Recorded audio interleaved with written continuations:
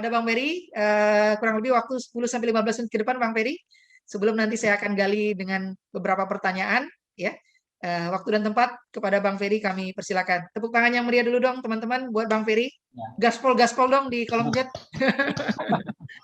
Oke, Assalamualaikum warahmatullahi wabarakatuh.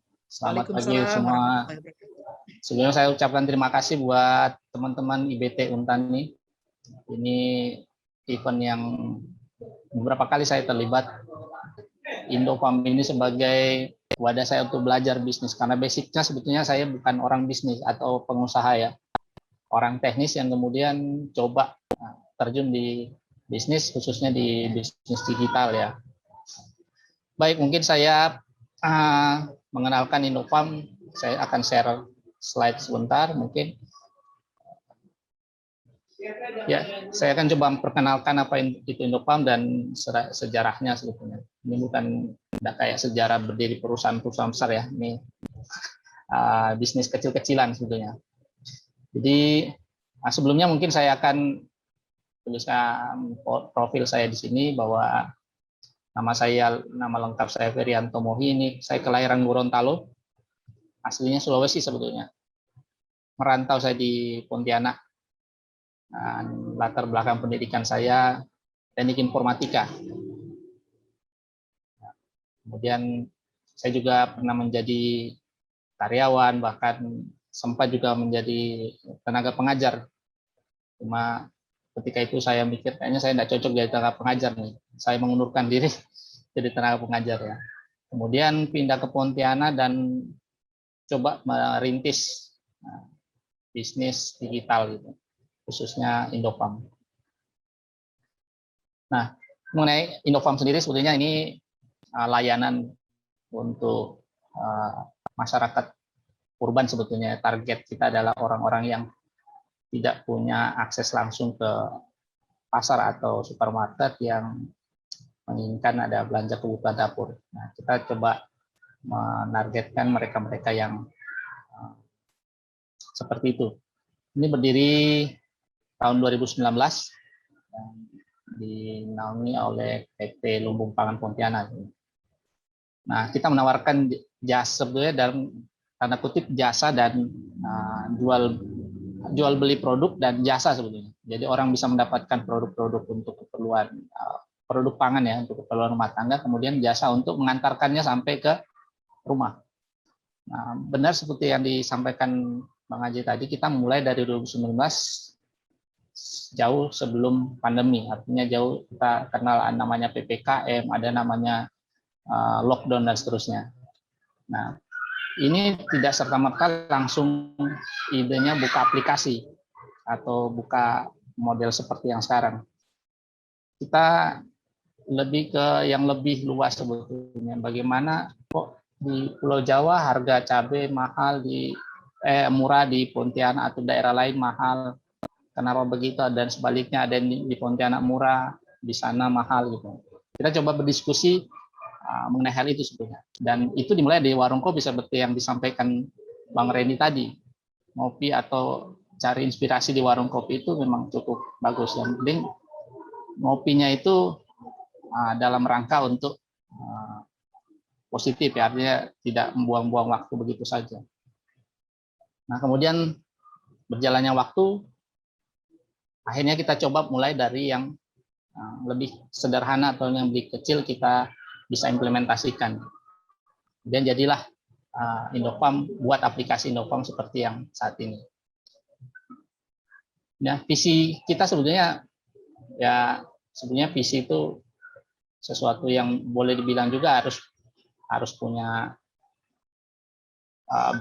mungkin orang bilang kok muluk-muluk banget, tapi visi itu kan cita-cita ya, cita-cita besar ya. Ya, harapannya itu akan bisa kita capai. Itu menjadi platform penyedia produk pangan berkualitas terbaik kita visinya. Yang lebih jauh lagi pengen jadi punya impact ke petani nelayan. Itu visi kita. Kemudian misi kita adalah ini menyediakan platform yang memudahkan pelanggan atau customer kita mendapatkan produk pangan dengan dan kebutuhan rumah tangga. Kemudian menyediakan produk pangan yang berkualitas dengan harga yang terjangkau. Jadi ini jadi salah satu komitmen kita atau yang sampai saat ini kita menjalankan Innofarm, menghadirkan layanan dan produk yang kalau bisa itu orang belanja ke pasar sama orang belanja di lewat platform kita itu sama. Jadi ini jadi opsi buat mereka ya kalau mau ke pasar ya bisa silakan ke pasar. Kalau lagi mager atau lagi tidak punya waktu banyak ya bisa pakai layanan kita.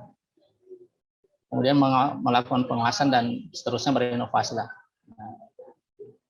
Mungkin akan saya putarkan satu slide lagi untuk mengenalkan aplikasi kita lebih rinci ya.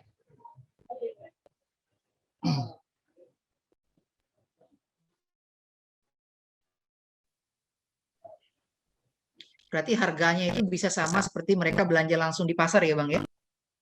Iya, target kita dan saat ini ada beberapa produk yang memang sudah masukan dari info dari konsumen ya seperti itu. Artinya kita sebisa mungkin untuk membuat produk itu kita sama dengan di pasar harganya. Itu komitmen kita sampai hari ini. Dan sampai saat ini pelanggan kita ini ada pelanggan rumahan atau ibu rumah tangga yang memang punya atau yang dapat manfaat langsung atau manfaat lebih dari layanan yang sudah ada. Kita memang tidak banyak bermarketing dengan cara yang banyakkan bisnis itu. Kita minim sebetulnya, ini namanya startup, berangkat dari keterbatasan apa adanya, modal yang sedikit, tapi komitmennya seperti yang tadi disampaikan. Harapannya pelanggan atau konsumen kita terbantu, mereka akan menyampaikan ke saudara atau handai tolak atau tetangga lah paling terdekat. Nah itu jadi marketing kita sebetulnya. Dan saya melihat itu yang terjadi dari beberapa pelanggan baru yang daftar aplikasi kita bisa tracing, oh ini tetangganya yang pelanggan kita kemarin nih yang belanja, masih satu blok bahkan cuma beda satu rumah. Nah ini jadi penyemangat buat saya juga. Artinya dengan minimnya dana kita untuk bermarketing buat iklan di mana-mana, kita coba dengan cara yang seperti kita menjadikan pelanggan kita ini jadi sales dalam tanda kutip ya. Jadi mereka yang mau memberikan info ke orang lain bahwa belanja di Innofarm itu seru atau bahkan bisa sama halnya dia belanja di pasar. Ini tim kita memang tidak banyak juga, lainnya startup, dimulai dengan tim yang kecil. Dan memang mencari tim ini yang susah karena masing-masing juga punya kesibukan. Bahkan ini Innofarm bukan utama. Saya juga sampai saat ini bukan merupakan pekerjaan utama saya.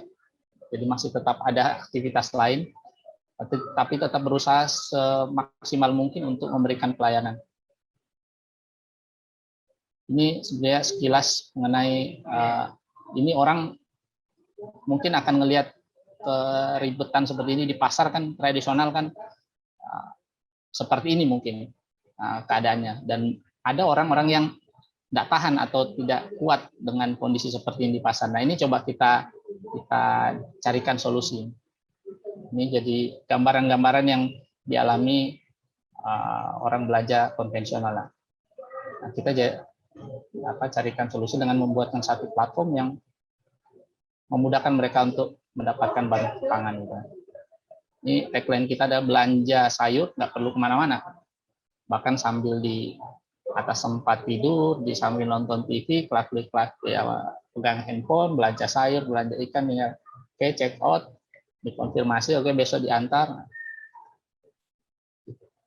Nah, ini detail gambaran di dalam aplikasi kita. Cukup sederhana, karena untuk membuat produk digital itu memang butuh waktu, ada resource juga yang harus kita keluarkan, termasuk programmer. Jadi di tahun 2009 itu bagaimana caranya aplikasi ini sederhana yang bisa dimengerti oleh semua kalangan. Karena kita akan ketemu sama ibu-ibu yang pengen belanja tapi aplikasi ini mereka akan agak kuper gitu. Terlalu banyak fitur atau terlalu keren, ini mungkin akan berdampak orang-orang akan, wah kok ribet, terlalu banyak menu. Makanya kita buat sesimpel mungkin, walaupun kayak desainnya tidak kayak yang aplikasi-aplikasi e-commerce pada umumnya ya.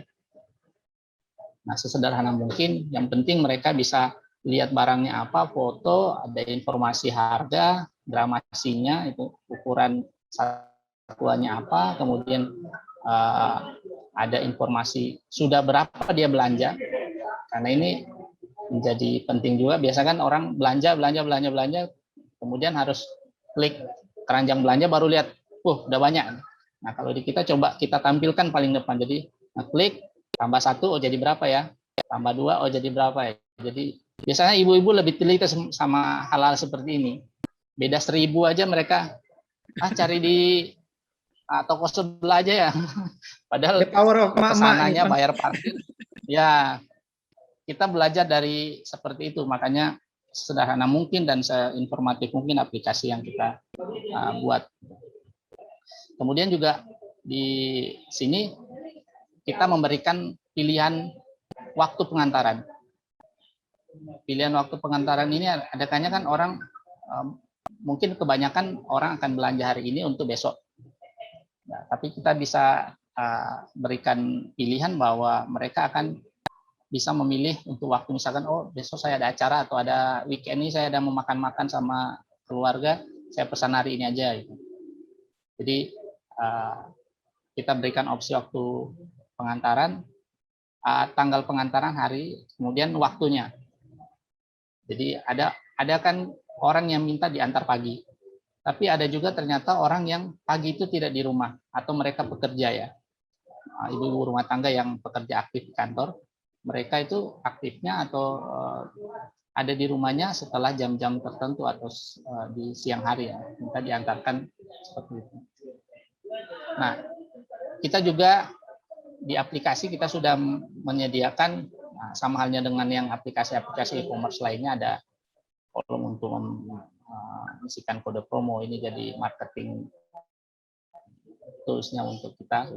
Kemudian ada informasi mengenai ongkos kirim. Jadi kita tetap, tadi yang saya sampaikan di awal, ada layanan untuk mengantarkan. Mengantarkan ini ada ongkos kirim atau jasa untuk mengantarkan. Tidak mahal.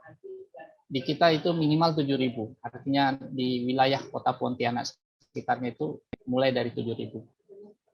Kita saat ini sudah sampai ke wilayah Kuburaya, Sungai Raya, sampai ke Sungai Raya itu Supadio ke arah sini itu kita layani, Desa Kapur. Bahkan untuk wilayah Sungai Kakap juga ada kita layani.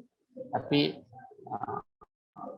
di kita sebenarnya basisnya itu desa atau kelurahan.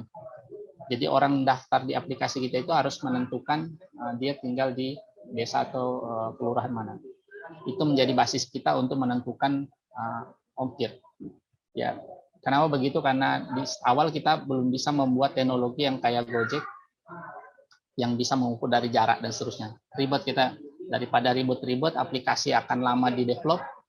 Sebisanya bagaimana caranya kita launch dulu. Kemudian untuk masalah bayar, ini kita berikan 2 opsi. Nah, ini jauh-jauh sebelum pandemi kita sudah ada 2 opsi yang sekarang lagi digaung-gaungkan, pembayaran yang cashless atau untouched. Nah, kita sudah ada hadirkan di aplikasi kita saat 2019. Kadang orang membayar tunai itu lebih nyaman. Ketika diantarkan barangnya baru dibayar, itu ada yang lebih nyaman gitu. Dan tapi ada juga mereka yang udah transfer aja atau bayar dulu. Sebenarnya di sisi kita sebagai penyedia ini lebih enak kalau dibayar dulu. Nah, mereka yang membayar dulu ini kan sebetulnya mereka sudah percaya benar. Karena orang sudah mengeluarkan duit tapi bayar barang belum ada, itu kan sebenarnya memberikan kepercayaan penuh buat kita bahwa mereka sudah percaya bahwa kita akan mengirimkan belanjaan. Nah, untuk transfer, kita memberikan opsi-opsi juga, karena sekarang metode pembayaran udah banyak. ada yang melalui mobile banking, internet banking, ada yang ATM, ada sekarang kita di aplikasi ini tersedia pakai dompet digital juga bisa, pakai yang hadir sekarang itu pakai GoPay. Tidak lama lagi akan bergabung ShopeePay. Kemarin beberapa minggu lalu saya kontak sama ShopeePay untuk menambahkan channel pembayaran ShopeePay di aplikasi kita. Dan ini menjadi tambahan buat atau layanan tambahan, memberikan kenyamanan buat pelanggan bahwa mereka ada saldo dimanapun itu bisa melakukan pembayaran di aplikasi Indofarm. Kemudian ini penjelasan berikutnya bahwa ini tampilannya sebetulnya. Nah, kalau dilihat ini ada Mandiri, BNI, Permata. Ini sebetulnya ada tambahan satu lagi BCA. Nah, bagaimana dengan bank di luar dari 4 tadi? Sebenarnya ada bank lainnya itu mewakili bank-bank yang lain. Jadi jangan khawatir di sini ketika melakukan pembayaran di Bank Mandiri, BNI, Permata, dan BCA tidak ada tambahan biaya lain. Kita yang akan tanggung biaya namanya kita pakai payment gateway, ada biaya, ada cost yang harus kita bayar, itu ditanggung Indofarm. Jadi pelanggan bayar sesuai dengan apa yang mereka belanjakan plus ongkir. Nah, di kita pun untuk memberikan kenyamanan atau kepastian buat pelanggan, ketika melakukan pembayaran itu nomor rekeningnya itu atau kita pakai virtual account itu sudah sesuai dengan nama mereka di aplikasi. Jadi Indofarm Peri misalnya. Jadi nomor rekening di situ itu memang sudah terdaftar atas nama pelanggan tersebut.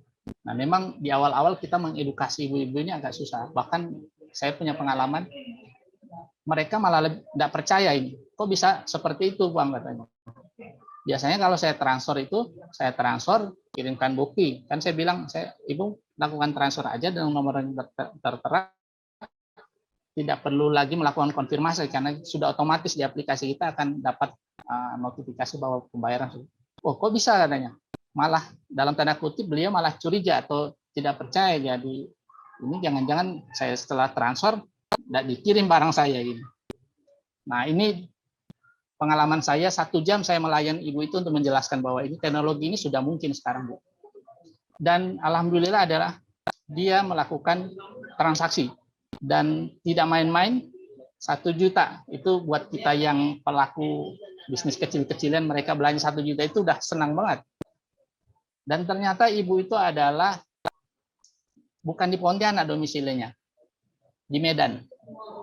Beliau lagi mau belanjakan, keluarganya ada di Pontianak, tapi nemu aplikasi ini, coba cari informasi dan menggali. Nah, ini jadi sharing juga buat teman-teman yang lain. Kita melayani itu kalau sepenuh hati, mudah-mudahan impact-nya bagus. Saya sampai kesel juga, udah 1 jam saya melayani ibu chat ini di Instagram, nanya-nanya, tapi belanja nggak nih gitu. Sampai teman saya itu melihat kan juga Instagram kita terkonek di beberapa HP, jadi siapa yang lagi lowong waktunya bisa melakukannya. Ini sampai chat ke saya, yang abang masih kuat yang layanin ibu itu katanya. Itu bukan siang ya, malam ya. Dia chat di Instagram itu jam 11 malam sampai jam 12 malam itu. Yang kita jelaskan itu sebenarnya hal-hal yang di luar dari belanjaan gitu. Ya, dia tidak percaya dengan yang tadi, bahwa biasanya kalau saya transfer itu harus kirim bukti, kok di sini enggak. Gimana caranya gitu. Nah, saya bilang nyesal juga, saya bilang ini otomatis. Saya bilang aja lebih simpel, saya bilang oke, enggak apa-apa, kirim aja bukti, Bu gitu. Cuma ini jadi senang karena saya juga termotivasi untuk melayani ibu, untuk mengedukasi ibu-ibu ini. Jadi saya enjoy aja, saya ladenin, dan akhirnya hasilnya juga menggembirakan. Belanja di malam itu juga dia check out yang nilainya cukup fantastis buat saya saat itu. Belanja 1 juta gitu. Dan itu dikasih ke keluarga beliau yang ada di sini ya, Bang ya? Ya, di Pontianak, iya. Ya, lebih membuat saya terkesima atau wow itu adalah beliau tidak di Pontianak loh. Beliau ada di Medan gitu. Nah, itu sebetulnya hal-hal yang membuat kita melayani itu namanya kurang sabar itu ada, tapi ya ketika ketemu hasilnya seperti itu jadi pengobat gitu, bahwa yang kita lakukan tadi itu tidak sia-sia gitu. Kita juga beberapa kali bekerja sama dengan GoPay untuk melakukan promo yang disupport langsung sama GoPay, dan promo ini cukup efektif, apalagi buat kita startup yang tidak punya modal gitu. Promo ini kan sebagai alat untuk bermarketing, apalagi kalau disupport sama brand yang besar. GoPay ini kan luar biasa. Kita juga sempat ada kerjasama sama Nutrifood, Nutrisari Group dan seterusnya untuk produknya dia di listing di aplikasi kita. Beberapa kali juga ada terlibat event dengan mereka. Nah, saya juga mau cerita bahwa Indofarm juga sempat buka di Surabaya. Ini sempat ini berarti sekarang udah enggak. Karena ya di awal-awal pertengahan 2019 kita ada partner di Surabaya yang coba untuk buka di sana. Tapi memang namanya bisnis itu apalagi digital butuh modal juga. Modal itu yang penting, tapi ya bukan berarti itu segalanya. Benar yang dikatakan Bang Reddy tadi, harus berani dulu gitu. Mana yang bisa kita lakukan saat ini, kita coba lakukan itu dulu. Nah, kita udah mulai dari Pontianak, kemudian ada tertarik di Surabaya, kita coba. Walaupun nanti ternyata tidak baik hasilnya, kan itu urusan belakangan. Dan akhirnya di Surabaya memang bisa dibilang vakum gitu. Karena yang bersangkutan di sana partner kita juga tidak fokusnya memang bukan di sini. Dan di sana karena kotanya besar, kompetisinya cukup besar juga, jadi kita tahu diri lah ya, berkompetisi sama orang sana, ya udah mundur aja dulu daripada bonyok gitu. Bonyok di sana, yang mending kita fokus di satu dulu di Pontianak, kita baguskan. Mudah-mudahan ke depan kalau memang sudah kuat, kita akan buka di tempat lain, dan di kota-kota lain ini mungkin lebih dimudahkan gitu. Ya. Jadi ini sekilas mengenai Indofarm, belanja mudah, praktis dan higienis. Nah, kenapa ada kita tambahkan higienis? Berbeda dengan layanan yang lain sebetulnya, kita membelanjakan, walaupun ini belanjaan pasar, tetap kita akan packing lagi, repack lagi dengan standar yang kita punya. Artinya bukan semata-mata belanja kresek yang ada di pasar itu kemudian itu yang kita antarkan ke konsumen. Harapannya adalah mereka belanja seperti halnya belanja di pasar, tapi mendapatkan added value dari layanan kita. Added value-nya ada diantarkan sampai ke rumah, tidak repot-repot, plus ini barang sudah bersih atau bahkan sudah langsung untuk diolah, mungkin cuma dibilas aja, untuk diolah lebih mudah gitu. Dan itu yang kita pegang sampai sekarang. Dan kita sebetulnya bukan yang pertama di Pontianak, sudah ada beberapa di tahun itu yang memulai dari yang konvensional, semi digital dan benar-benar digital.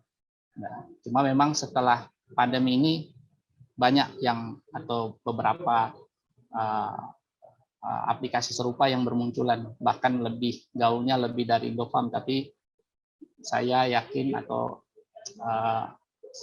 tetap menyemangati diri bahwa kita harus tetap bisa gitu. Dan dengan kumpul-kumpul sama orang-orang inspiratif seperti di forum ini sebetulnya jadi penyemangat. Saya juga sempat mau nyerah, kok kayak gini-gini aja gitu. Tapi ketika ketemu sama orang, misalnya ketemu sama Aji, ke teman-teman IBT ini, kok ada info-info yang menarik, dan itu menyemangati lagi. Bisalah, ayolah mulai lagi gitu, semangat lagi gitu. Nah, kira-kira begitu sekilas mengenai Indofarm. Jadi itu yang bisa saya sampaikan, atau juga saya mau sharing lagi satu slide mengenai, mungkin ini bisa jadi inspirasi juga buat teman-teman. Capaian kita ya sebetulnya ini bukan sesuatu yang besar sebetulnya, cuma kita coba share bagaimana capaian kita sampai di saat sekarang ya. Jadi sampai saat ini kita sudah punya 3.000-an user yang terregister. Ini cukup sedikit mungkin untuk dibandingkan dengan aplikasi atau startup yang lain. Tapi ini jadi kebanggaan buat saya pribadi bahwa 3.000 orang daftar itu cukup besar, 3.000-an lebih ya. Dan kalau bisa dilihat grafiknya ini, memang kita mempunyai atau user yang daftar itu di momen-momen yang pandemi yang 2010 itu cukup besar. Ini ada di sini, di bagian sini ini peningkatannya cukup tinggi. Ini di satu sisi saya di pandemi itu atau model-model PPKM ini jadi kegembiraan buat kita. Bukan berarti kita gembira di orang lain susah, cuma di momen-momen ini sebetulnya secara otomatis orang akan menggunakan layanan kita, bahkan mencari bagaimana caranya mendapatkan belanjaan. Mereka nyari, dan kita bisa lihat dari grafik yang ada di aplikasi ini, di momen-momen seperti ini yang dampaknya positif banget, bahkan ratus-ratus kali lipat ininya impact-nya. Termasuk yang di PPKM 2021 ini, kalau bisa dilihat, kalau di awal-awal tahun 2001 ini masih agak datar walaupun trennya naik, tapi di Juni-Juli ini bisa dilihat agak nanjak. Ini memang pandemi membantu kita sebetulnya untuk meningkatkan, cuma bukan berarti kita pengen ada pandemi terus ada PPKM. Nah, ini revenue kita ini sebetulnya dalam tanda kutip saya malu ini lihatkan ini, bahwa di tahun 2019 kita dalam 1 tahun ada revenue 137 juta. Ini cukup kecil ya. Saya sebenarnya kemarin tuh mau buat slide ini malu, cuma karena kita ini sesi sharing, siapa tahu mereka teman-teman yang mau baru belajar membuka startup atau bisnis, siapa tahu ini menjadi inspirasi. Tapi mereka yang mungkin revenue lebih tinggi, ya dimaklumin aja ini yang kita bisa capai sekarang ya. Nah, di 2020 ini bisa kita lihat drastis banget peningkatannya dari sisi jumlah transaksi ataupun nilai transaksi lumayan signifikan. Nah, kemudian di 2000, Bang, ya? Ya, kira-kira bisa dibilang gitu. Kemudian di 2021 ini sampai pertengahan Agustus ini sudah sekian. Bisa dibaca sendiri, menyebut saya malu. Ya, masih 200-an juta revenue. Ya. Tujuan saya bukan untuk pamer ya, itu memberikan gambaran ke teman-teman yang baru memulai. Sebenarnya kalau diseriusin atau mungkin dipacu lebih lagi, mungkin akan bisa lebih dari yang sekarang yang didapatkan. Dan kalau saya menambahkan lagi, ini sebaran akuisisi user kita berdasarkan kecamatan ya. Memang terbesar ini ada di Pontianak Kota dan Pontianak Selatan. Pontianak Kota ini ya kisaran Sungai Jawi, saya tidak hafal ya. Kemudian yang Pontianak Selatan ini termasuk Serdang Paris. Ini banyak juga pelanggan kita di sana yang komplek-komplek yang mewah sebetulnya, bisa kita bilang klasik. Ya, saya tidak punya data jelas atau pasti bahwa mereka pelanggan kita itu yang kalangan menengah atau atas sih. Cuma saya pakai melihat kompleknya mereka tinggal di mana gitu. Rata-rata yang yang mau menggunakan layanan kita, mereka ini komplek yang bisa dibilang menengah ke atas itu, yang menggunakan layanan kita. Tapi tidak menutup kemungkinan mereka yang di bawah juga. Nah, ini cuma cara saya melihat data gitu. Walaupun belum pasti, bisa jadi yang punya kalangan menengah ke atas tidak harus tinggal di komplek yang mewah juga. Nah, ini sebaran, kalau ini dari usernya, orang yang daftar atau menjadi member kita, member di aplikasi. Kalau yang ini berdasarkan transaksi, sebaran transaksi di per kecamatan. Memang berbanding lurus dengan tadi jumlah yang melakukan registrasi di aplikasi kita, berbanding lurus dengan jumlah transaksi dan nilai transaksi. Kemudian ini sama Yang ini 2019, kemudian yang ini 2020, cukup drastis ini kalau lihat angka yang paling tinggi ini tetap di Pontianak Kota. Ini di 2019 Pontianak Kota malah kecil, Pontianak Selatan. Jadi ini bisa mungkin jadi inspirasi juga buat teman-teman yang lain. Ini 2021 sudah mulai merata ya kalau bisa dilihat di 2021. Kemudian ini iklannya. Ya, jadi kira-kira itu teman-teman yang bisa saya sharing, mungkin bisa dilanjut ke sesi yang lain. Silakan Pak Aju. Wow, menarik sekali Bang Ferry. Ini saya langsung senang kali saya kalau lihat data-data gitu ya. Jadi salah satu mungkin yang juga perlu dipersiapkan ini adalah bagaimana teman-teman khususnya di startup ya. Ini nggak hanya untuk startup sebenarnya, juga untuk usaha yang konvensional. Bagaimana kita bisa menganalisa data nih teman-teman. Karena itu juga jadi sumber kita untuk meng-create strategi-strategi yang lebih tepat ya atau efektif ke depannya untuk mengakuisisi pelanggan yang lebih luas lagi. Tadi sebenarnya ada pertanyaan di kolom chat tuh Bang Ferry, gimana nih bisa mengakuisisi pelanggan di 3.000 pertama tuh strateginya gimana Bang awal-awalnya gitu, Bang Ferry? Ya, memang saya juga mengakui saya bukan orang marketing, saya bukan orang bisnis, saya orang teknis yang sebelumnya mengakuisisinya itu ya tadi kita tetap memberikan layanan yang terbaik yang tadi komitmen di awal bahwa orang melakukan transaksi di kita layani dengan standar yang kita sudah buat. Kemudian kalau dia merasa dilayani dengan baik, mendapat pelayanan yang baik, otomatis orang tersebut akan menginformasikan ke Handai Tolan dan teman-teman yang lain. Itu jadi keyakinan saya sebetulnya. Saya pengen juga sebetulnya di awal-awal memang kita di awal launching itu pengen ada Balio, launching ada di mana di Untan itu apa Videotron, pengen gitu. Cuma lihat berapa biaya untuk, aduh nggak kuat, coba yang lain lah. Jadi awal-awal buka kita coba ada sebar brosur sampai ke kantor-kantor, ke rumah-rumah, kayak door to door gitu kan, passing gitu istilah di marketing kan, passing. Bahkan kita dekatin di kantor-kantor itu, coba kita dekatin ibu-ibu PKK, biasanya kan apa Dharma Wanita ya kan, biasa mereka ada arisan gitu. Nah, kita coba nyisip di arisan-arisan itu untuk memperkenalkan Inupam, tapi bawa yang bisa mereka misalkan ada contoh produk sayur-sayur kita bawa, kita bagikan gitu.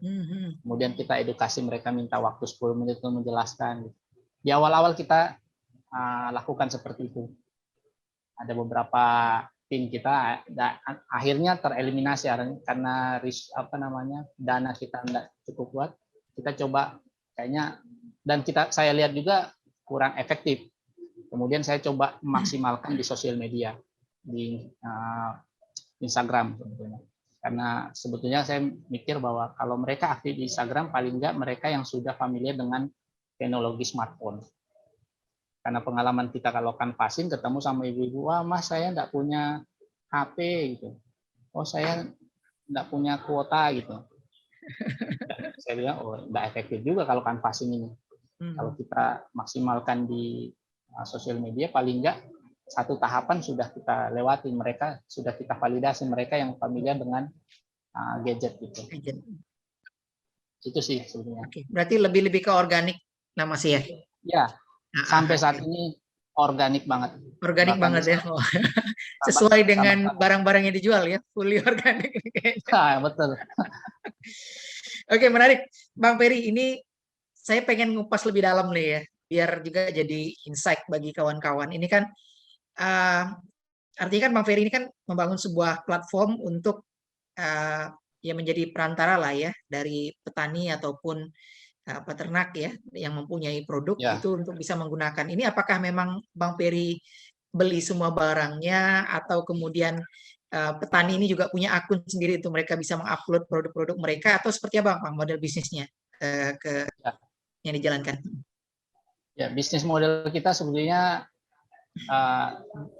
idenya seperti yang disampaikan Mbak Ji, pengennya kita itu memotong jalur distribusi.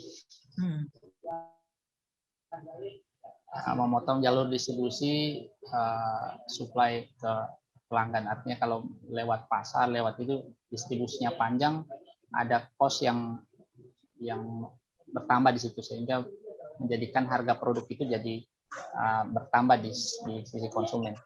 Tapi ketika kita menjalani itu tidak mudah sebetulnya. Tidak mudah itu karena di sana ada pengepul ini, atau mereka supplier ini beberapa tingkat lagi. Dari petani langsung itu ada pengepulnya, dari pengepul ke kayak ke agen, walaupun ini sayur ya, itu paling nggak ada tiga tingkat sampai ke meja di penjual di Pelabuhan itu paling nggak ada 3 layer lah yang harus yang dilewati gitu, dan itu tidak mudah karena satu quantity. Kalau kita mau ngambil langsung ke petani kan, petani juga butuh kepastian. Nggak cuma beli 1-2 kilo, minta petani Bang sayur ini 1 kilo gitu, nggak mau dia karena dia pengen sekali panen itu diambil semua gitu. Makanya di sini peran si pengepul juga tinggi gitu. Walaupun kita hitung wah murah kalau kita ambil banyak, cuma sistem ekonomi berperan di situ. Beli banyak ya harga murah, cuma kan ketika beli banyak kita harus mau jual kemana gini kalau terlampau banyak. Idealis kita di awal gitu, pengen, cuma ternyata itu sangat belum bisa, cuma pelan-pelan lah kita, mungkin dengan cara yang sesederhana mungkin. Dan sekarang pun kita belajar akhirnya, walaupun kita belanja sekarang ini kita masih belanjakan di pasar tradisional di Lamboyan. Jadi model bisnis kita ada orang pesan, kita belanjakan, kemudian kita antar. Nah, cuma kita karena sudah cukup lama, sudah 3 tahun, kita sudah punya pelanggan, langganan ya, langganan penjual, bahkan mereka sudah tahu standar kita. Standar kita ketika kita minta sayur ke mereka, mereka akan bilang, wah, enggak usah Mas, enggak usah Bang, jelek gitu. Akhirnya kita cari yang tempat lain. Karena kita bilang kita menjual lagi tapi pengen standar seperti ini, bla bla bla. Cuma udah beberapa yang sudah langsung dari petani, khususnya hidroponik. Kita langsung ke kebun. Akses kita langsung ke kebun, kita dapat harga yang bagus. Mereka juga sebenarnya saling support. Mereka butuh pasar, butuh market, kita butuh supply yang dari mereka gitu. Itu sih sebenarnya. Baik Bang Ferry, ini kebetulan juga Bang Ferry di forum kita ini ada sekitar 22 teman-teman dari peserta SMESCO Bang. Ini program kerjasama inkubator bersama LPDP Kemenkop, dan produknya juga keren-keren sebenarnya Bang, termasuk produk-produk terkait dengan sayur-sayuran, dan kemudian hasil alam lah ya, itu cukup banyak juga. Mudah-mudahan nanti teman-teman yang SMESCO nanti boleh menjajaki nih, mungkin ya Bang Ferry ya, kolaborasi bersama Bang Ferry ya, untuk bisa saling support nih ya, untuk bisa penyebaran produk ini semakin luas. Karena memang kualitas teman-teman juga saya lihat yang hadir juga di sini nih, produknya udah bagus begitu kan. Nah memang salah satu yang memang perlu dilompatin ini adalah bagaimana kita bisa memperbesar jangkauan pasar ya Bang Ferry ya, jangkauan pasar. Dan ini kan bisa dengan banyak cara, dan salah satu mungkin yang paling sangat efektif saat ini adalah bagaimana kita bisa mengoptimalkannya melalui aplikasi seperti Indofarm dan Indofarm lah ya, aplikasi seperti Indofarm yang sangat memudahkan banget nih ya, memudahkan banget. Baik Bang Ferry, saya ini banyak juga pertanyaan nih dari teman-teman di kolom chat.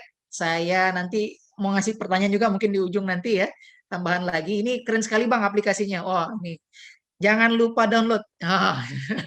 Oh ya. Coba langsung saya stop di sini nih. Ya, langsung rasakan dulu pengalamannya ya, pengalaman menggunakannya ini yang paling penting. Karena memang tadi menarik ya Bang Ferry, bahwa ternyata juga ibu-ibu, emak-emak ini nggak semuanya juga familiar dengan menggunakan cara belanja seperti ini kan, dan ini perlu edukasi yang lebih banyak mungkin ya, untuk menjangkau calon-calon konsumen baru begitu. Baik Bang Ferry, ini luar biasa, inspiratif sekali, banyak sekali stories, kemudian insight, dan strategi-strategi yang saya pikir langsung aplikatif bisa dilakukan oleh kawan-kawan yang hadir di sini. Mungkin sebagai closing statement, Bang Ferry, untuk teman-teman, 1-2 menit ke depan ini, silakan. Ya, closing statement-nya sebetulnya sama yang saya sampaikan tadi. Ide itu mungkin bisa keluar di kepala siapa saja ya. Cuma yang penting siapa yang duluan mengeksekusi, dan jangan takut untuk memulai sebetulnya, apalagi kalau masih muda. Saya sebenarnya merasakan itu ketika sudah ada di Indofam. Ya kalau kita cuma sekedar memikirkan sambil diam-diam aja, mungkin kita tidak akan tahu bagaimana rasanya itu konsumen belanja dengan nilai sekian itu jadi senang, kemudian mendapatkan manfaat, apalagi kalau melihat banyak yang daftar, banyak yang belanja, itu kita bisa rasakan kalau kita sudah lakukan itu. Sama dengan Bang Randy tadi, ini aja langsung jalanin aja, tapi tetap harus dengan persiapan yang matang gitu. Artinya sebenarnya kita pastiin dulu bahwa produk kita itu punya nilai tambah atau punya nilai yang bisa dirasakan sama masyarakat. Kalaupun itu layanannya sama, apa yang membedakan kita dengan yang lainnya gitu. Itu sebetulnya. Karena orang jualan ini, jualan HP di toko itu bisa berjejer, bahkan cuma batasnya tembok. Cuma mereka punya rezeki sendiri-sendiri, punya pelanggan sendiri-sendiri. Itu sih sebenarnya.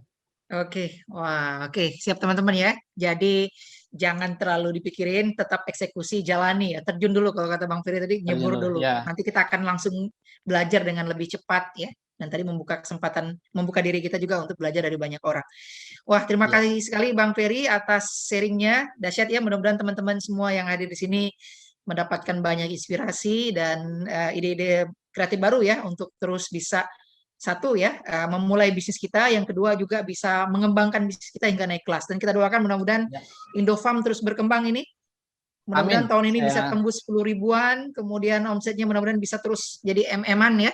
Dan ini kita saling mendoakan agar apa, semakin besar kita, mudah-mudahan semakin manfaat juga yang bisa kita kasihkan ke lebih banyak orang ya.